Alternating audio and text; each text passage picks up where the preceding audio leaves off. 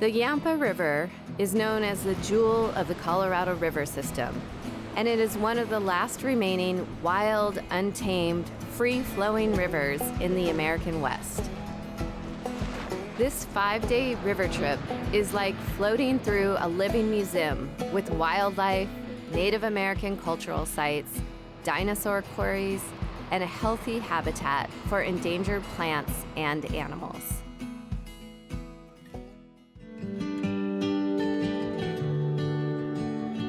The Living Peace Foundation is honored to provide funding support for Wild Rivers with Tillie, supporting people and projects that creatively and courageously advance collaboration, compassion, and living peace. This series shares the passion that the Living Peace Foundation has for the health and connectedness of our planet and all who inhabit it.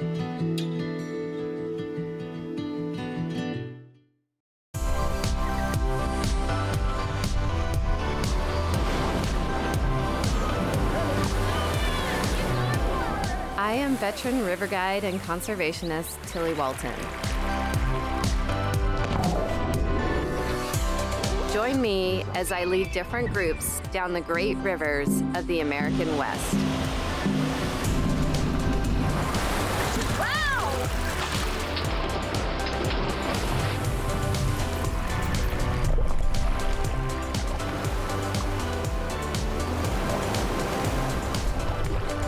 It's like so narrow. We're driving out.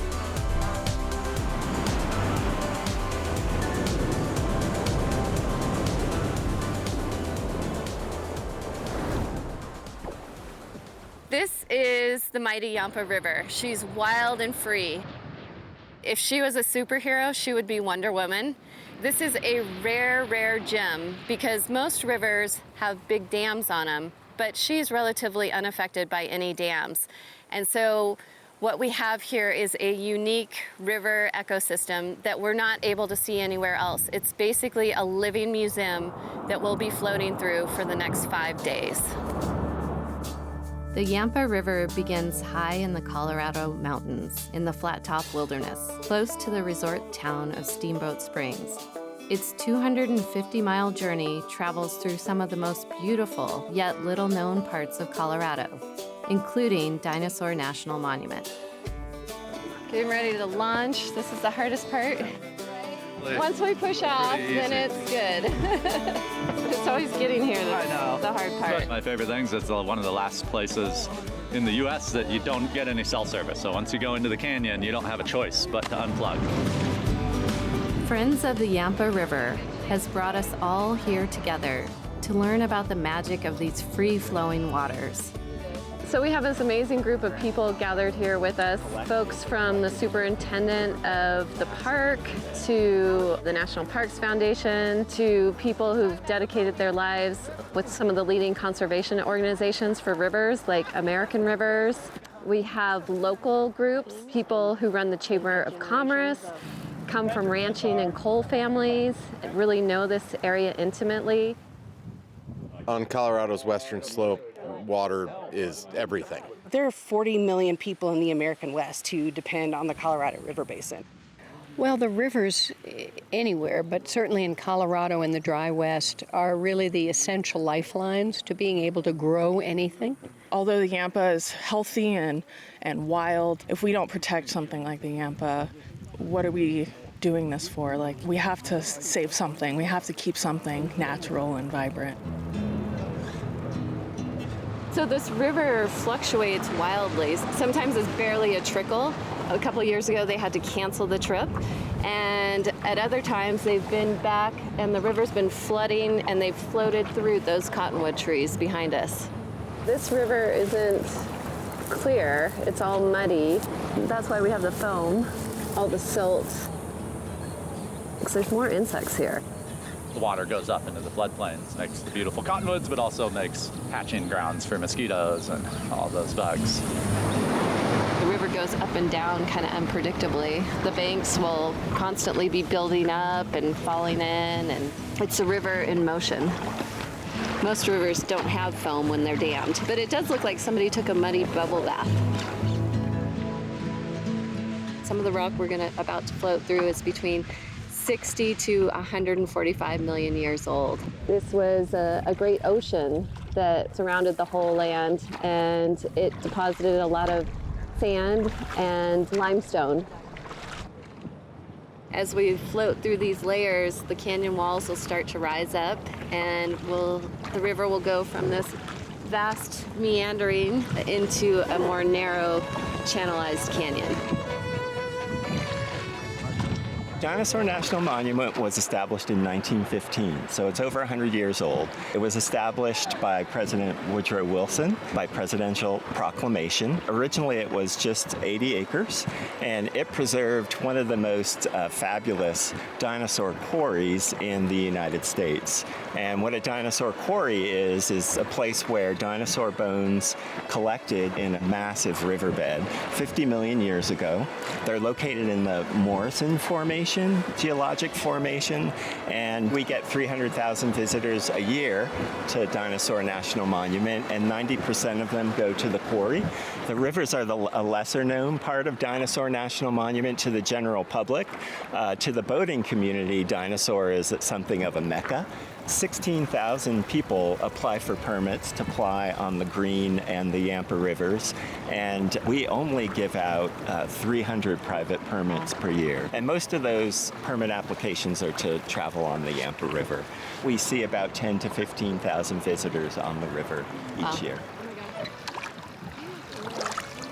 Every morning on the river, we pack, unpack.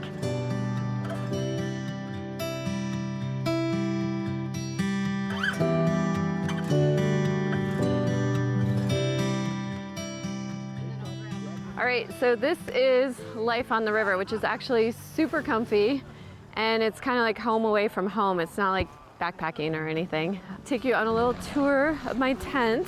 In here, I have my bag, which has all my clothes and shoes and all that stuff in there, and it's been really cold, so I've been really excited to have a tent. Normally, I just put my tarp out on the side of the river and put my sleeping bag on top of it, but it's been freezing on this trip, so I wanted to be inside the tent.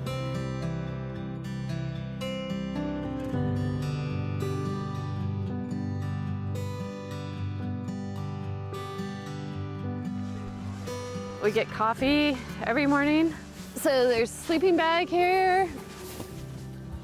I actually bring a pillow all the time. And then under here I have a nice cushy Paco pad that I sleep on. And then I just put my tent on my tarp. And then when I'm done and I pack it all up, and then it goes on the raft and we go down to the next home. Yeah, it's actually pretty comfortable for living on the river. It's home away from home. We're moving downriver, camping at different spots each night, and these rafts that we have with us carry everything that we need. Our entire kitchen, all of the tables, the groover, which is the toilet, the water, our first aid, all of our sleeping equipment, all of the beer. Everything comes on the river, and we take everything off, because what's really amazing about most river trips that you do is that you come down and you feel like you're the only person who's ever been at your campsite. Starting to get into the canyon, and the walls are starting to rise, and we're probably in about 200 million year old rock now, and it's got this red stain on it. It's from the iron in the rock mixing with the water and the oxygen, and it's oxidizing. These trees that are starting to show up along the river are called box elders, and they're threatened because they also need a wild river that floods and goes high and low. In the Colorado River Basin, it's been so dammed and diverted and pumped and piped. There really aren't any rivers left that act like rivers, and the Yampa does. This river is so critically important for fish. The cultural resources here are amazing. How does this one operate differently than a dammed river? I mean, there's a small dam here. Yeah, there's a small dam way up in the headwaters, but it doesn't really capture much water. Most of the tributary inflow comes in below that dam. So in the river world, it's what we call a natural hydrograph. So in the spring, early summer, like where we are now, the flows are really high. And then as runoff kind of dissipates, the flows drop pretty rapidly. And so this river, while it's a big full river right now, in 2 months, it'll just be kind of a small little thread. We wouldn't be able to get this raft down it. Without significant storage in the Yampa Basin, it does present water supply challenges, but I think this is a really great example of how a wild river not only works for the environment, but actually works for the people that depend on it too. So there's vibrant agriculture in the Yampa Valley, power stations that use a lot of water. There's municipal water that's used too in places like Steamboat and Craig. A lot of it has to do with collaboration among the different users and the different people that care about the Yampa. So is this a model or an example you could take somewhere else? Absolutely. I mean, I think it proves that, we don't need big dams, we don't need big water infrastructure projects to supply water to people, to farms, to power companies. We can use a wild river, and that wild river also provides for the ecology, for the fish, for the wildlife, for the riparian zone. I mean, as you can see, one of the most special things about the Yampa is you can notice on the banks, it's not clogged with invasive species like tamarisk or Russian olive. That's largely because it acts like a wild natural river. Every few years or so, high water years, it overbank floods significantly, and that's beneficial to cottonwood and willow. We're lucky to have this laboratory for the rest of the West, even for the rest of the world.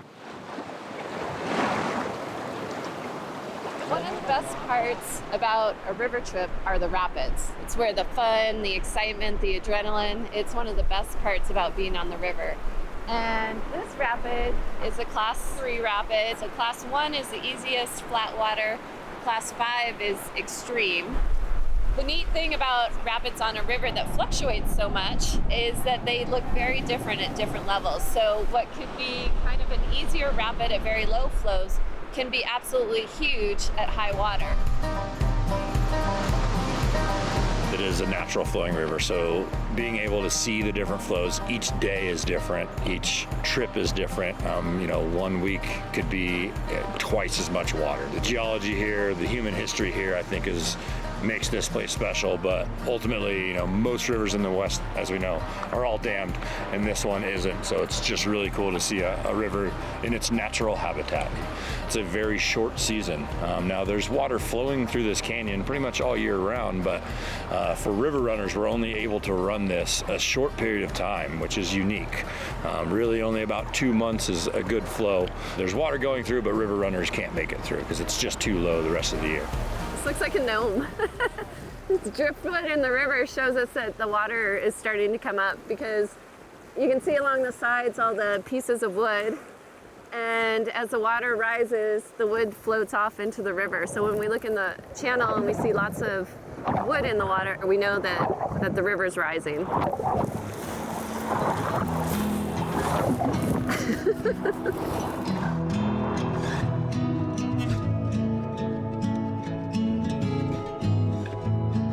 This is one of the highlights. It's an overhang.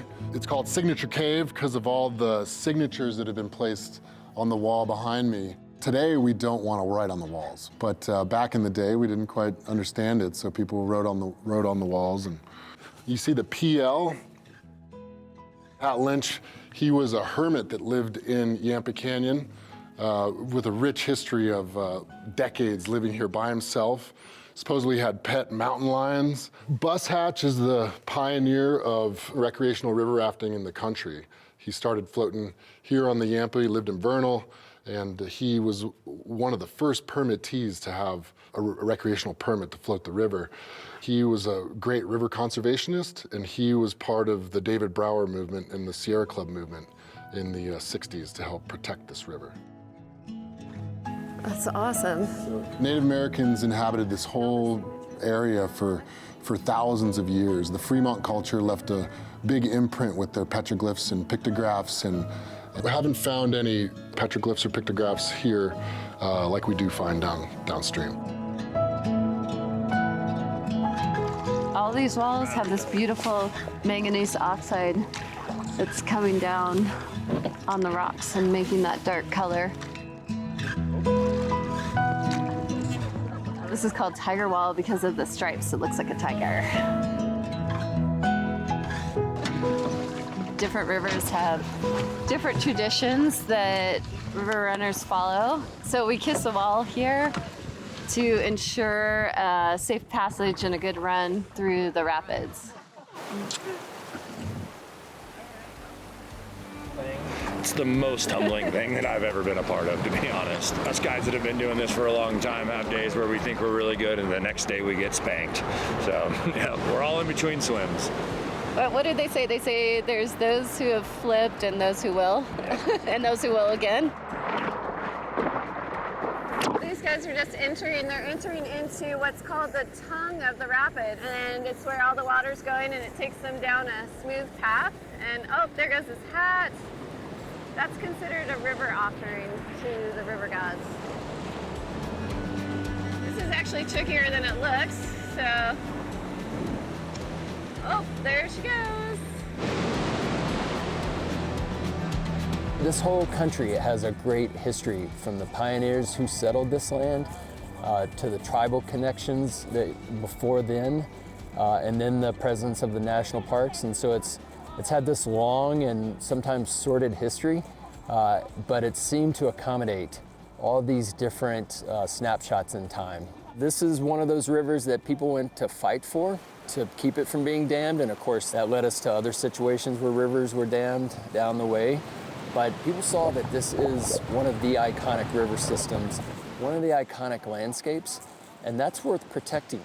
It's kind of unique because it's national monument, but then there's private land in between. So how does that work? So this is what they call a classic inholding park. So when they established the boundary, there were private parcels, and over time, these generational ranchers and families that are on the land are no longer staying with it, and so it's passing on through generations. And what we want to make sure happens is that we have the chance to preserve and protect those inholdings on behalf of the resource and for the National Park Service. Those families are great stewards, they do great work, but eventually that land will change hands. Commercial exploitation could not be a compatible use, so maybe we can help acquire that and preserve it and protect it. In addition to the ranchers, the ancient touch of humans can be felt along the river. Commonly called them the Fremont. They were contemporary with the ancestral Puebloans. What we call the Fremont as a group includes some cultural components, like the Fremont have rock art, a trapezoidal style rock art. They have a specific type of corn that they developed called 14-row dent. And from my understanding is that they used over 140 some plants and animals in this region to meet their food needs. And so they were extraordinarily well adapted to this area. They emerged around, distinctly around 0 CE, and then by about the mid-1300s, evidence of mostly what we would call Fremont had dissipated. What happened to them? So we often attribute things to cause, like a single cause, and I'm not sure it's that easy to do. Yes, were there significant ecological constraints at the time? Yeah, there was significant drought during that time. That probably had an impact.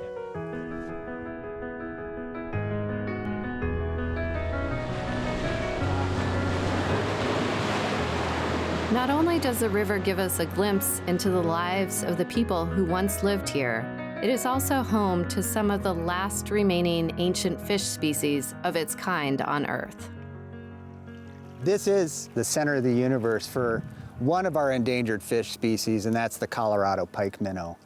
There is a lot riding on a successful recovery program. I think from everybody's perspective that, we want to preserve these rivers in a healthy state, get these fish off the list for the right reasons. The big top-line predator in the system, Colorado pike minnow, used to be found all the way down to the Gulf. That's where they found the fossil records of these fish getting up to be 6 feet long and 80 pounds. We still see fish, and there's probably some right around the corner here that may be 4 feet long and 25 pounds. Echo Park is where this river was preserved for future generations, and this is the only reason we are able to be here today. This place is called Echo Park, and this was the epicenter of the birth of the modern river conservation movement. So back in the 1950s, a dam was proposed around this bend in the next canyon down called Whirlpool Canyon, but it was referred to as the Echo Park Dam. If it had been built, it would have flooded the entire canyon on the Green River, Gates to Lodore, and it would have flooded the entire Yampa Canyon.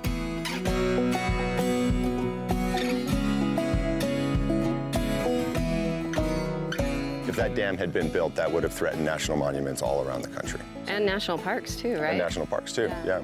So the Grand Canyon could have been underwater? Absolutely, absolutely.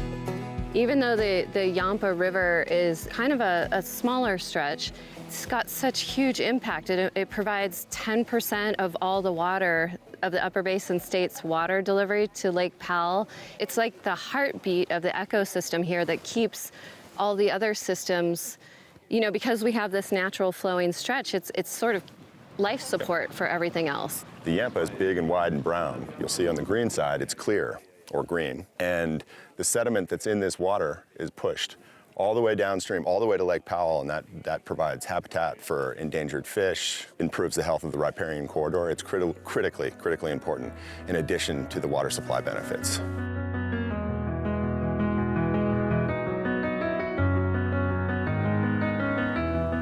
As we're looking downstream here, we can see a big, beautiful beach and a bunch of cottonwood. This is actually an extremely rare site on any part of the Colorado watershed past here. Because the Yampa River brings down the sediment and deposits it, it also carries down the cottonwood seeds and it plants all these trees alongside. And so downriver, they spend, for example, in the Grand Canyon, millions of dollars to recreate flows that can stir up some of the sediment on the bottom to recreate the beaches. And so these cottonwood provide incredible habitat for a variety of bird species, including a lot of endangered ones. The Yampa contributes a large portion of water to the Colorado River Basin and is considered the last wild, free-flowing river in the entire American Southwest. It's a pretty important resource for us. Our Earth is made up of tectonic plates that are constantly moving and shifting underneath the geology that we get to see on the surface, and a lot of what we're seeing right now is the result of tectonic plates colliding. And this behind us is Mitten Park Fault. This is where two tectonic plates collided and sent one portion of the plate up. We can see this steep ramping that the rock does. It's amazing to see how malleable the rock is. It just hit something a little bit harder in just the right timing, and it shot this feature upright. This is a great view of this spine. We've got the rock that we've been traveling through. Many years ago, a trip very similar to ours, David Brower started bringing folks down here so that they could experience this place and feel it and feel how special it is and the connection to it. And so just like we're going down the river today, other concerned folks came down the river, and because they saw how unique this was, they had the foresight to preserve it for our generations to come. Being on the river is everything to me. It's really formative in my life. It's my work, it's my joy, it's my play. You can do that in so many ways that's not hard whitewater. And it's amazing. I mean, women bring such a wonderful approach to whitewater. And not just like, it's not just a strength thing, it's just like I think a respect of the power and how you use that power. People talk about the flow state and like being in this space where everything else falls away. It's really a meditation. Like being on the river for me is all about moments. Like it's each moment by moment, and it's like a moving meditation. Yeah, it makes you come alive. I feel most like myself in every sense. It's just like... Yeah, it's like you come home to place and you come home to yourself. Yep. Yeah, absolutely. It's really beautiful.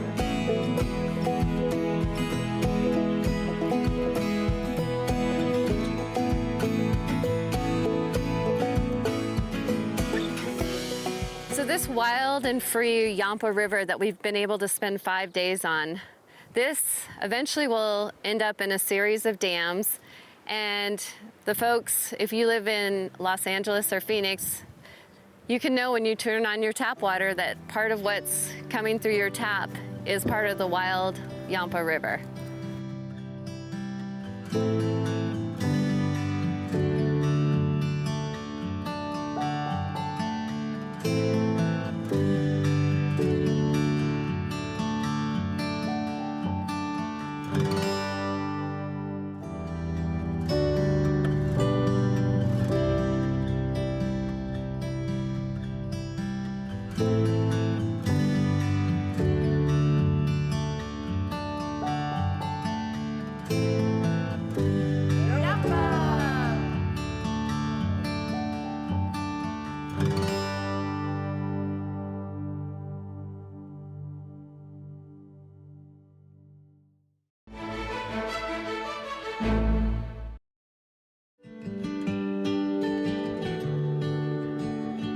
The Living Peace Foundation is honored to provide funding support for Wild Rivers with Tillie, supporting people and projects that creatively and courageously advance collaboration, compassion, and living peace. This series shares the passion that the Living Peace Foundation has for the health and connectedness of our planet and all who inhabit it.